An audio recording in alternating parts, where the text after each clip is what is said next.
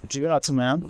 Man, enjoying where I am. Yeah. Where I am, but It look cold outside, man. it's only cold to the end. That's why you buy coats and hats and all that stuff. But, you know, prepare that's for it. yeah, and so you keep yourself warm. Okay, I like that adaptation. So, like, I got just to segue into this. Played basketball like overseas in a new culture. What was that like?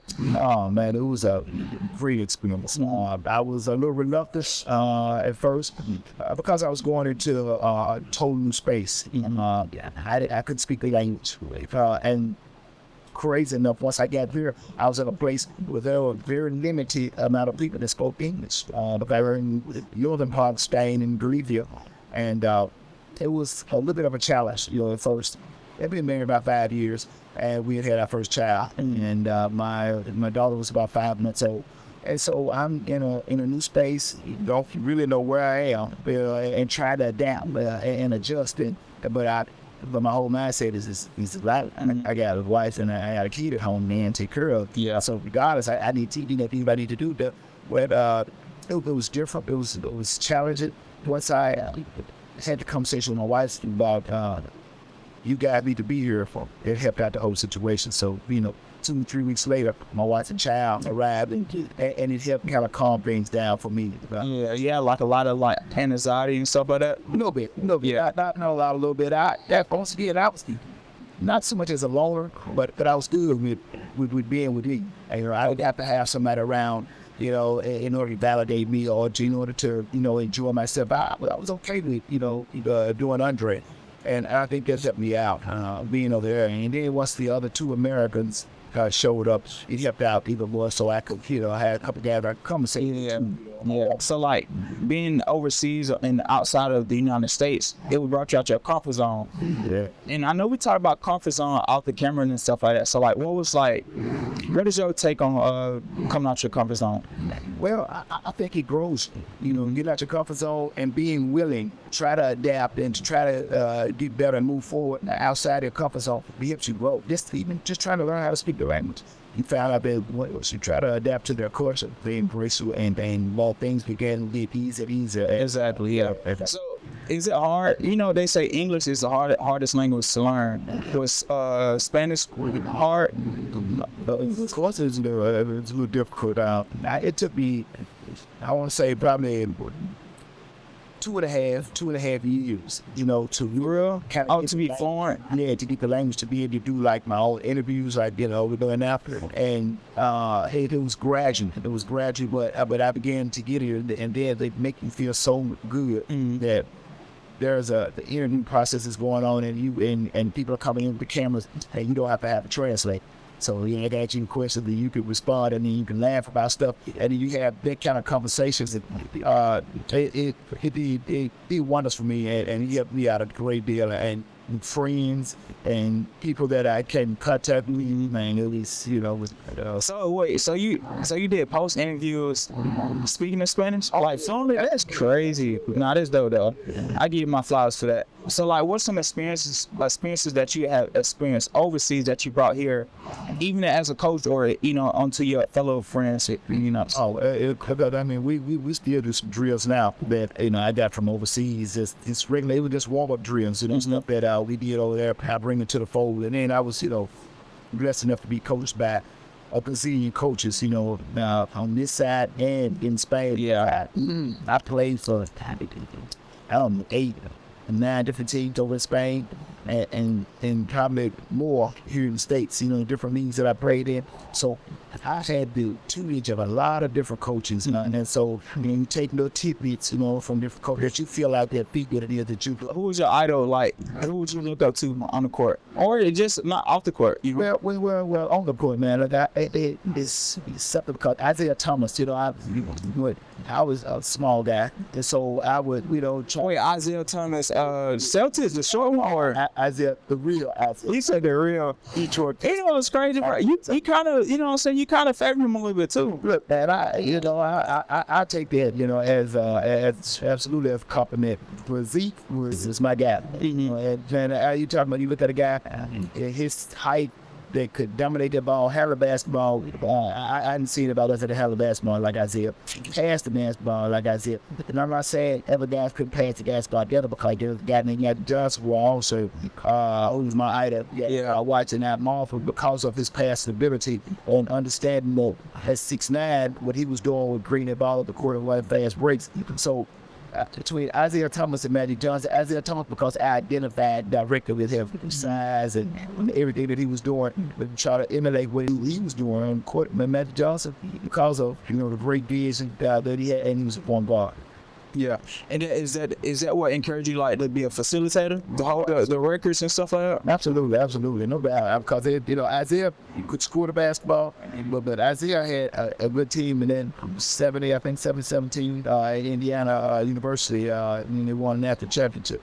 But he it was a great passing because he had good guys, good teammates that he could get ball to, and he facilitated. He scored when necessary, but he got the ball to his guys too that scored and fortunate, we won a championship, not by formula shooting and scoring all the ball, but I bet shoot the other guys geese. Involving the team, the whole entire team. Right. But what builds a championship team?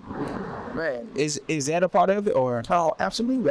All. I mean, and you guys think that there's just one particular thing that does it. And as a coach, my whole deal is, first and foremost, is to build the trust of my players. To build a family concept. To build a situation where when we come in here, we have a situation that we're able to talk it out and let's get it out in the open. And then let's move past and head on to something better, and not continue to go down that road, because that was stagnant. We go and do good, take 2 steps forward, and then take 3-4 steps backwards. And so you stagnate your team. But it's just building that choice. Continue to feel a family concept. Like you give a family atmosphere. We got then the trust. Continues to be up. And then other things come into play. Feel committed. By being accountable. So I can hold you accountable. That's important. But when TV starts holding each other accountable, now we build something. A coach that have to do it all the time. Your own teammates hold you. You come to practice, you're not praying hard, you're not practicing hard. And your teammates tell you, but you're not practicing hard. And they get on you, and you got something to say about that's when I come into play. You don't have the right to come back. Now, because you got being right, so now you build something special. And then you teach them small tactics to be a man, you know what I'm saying? Oh, man, it's life. It's life. This life skill, man. This life skill. I told them this in these 4 lives, this basketball is just a vehicle. Just a vehicle to you becoming a man, to you becoming a productive individual in this world, to you becoming something that your kids and your grandkids could be proud. You will be proud of, and you can leave your legacy. Yeah, a real legacy. I think that's what it's all about, though. Leaving a legacy behind. Yeah, people always remember you. Yeah, absolutely. And you have to think about that. So what do you want me, for, if I put that dirt all in and that tombstone, what do you want to say about you, when it's over? Do you feel like he created you a legacy? I'm creating. Still creating, I like that. Yeah, I've created that, and try to continue to surround myself with and the individuals that the mindset is the same. Is take the conversation with my children. Stay around like-minded people.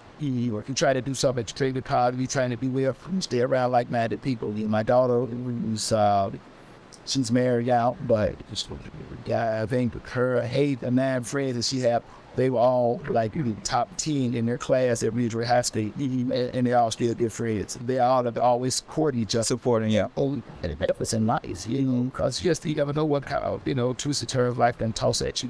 But you have people that you read on, what you feel confident, that you feel sure about, about talking to them about different things other than family. But you always have family who will be there after travel other individuals too, in your environment, your surroundings. 100%. Right. Now that's dope. It seems like you're a huge father figure.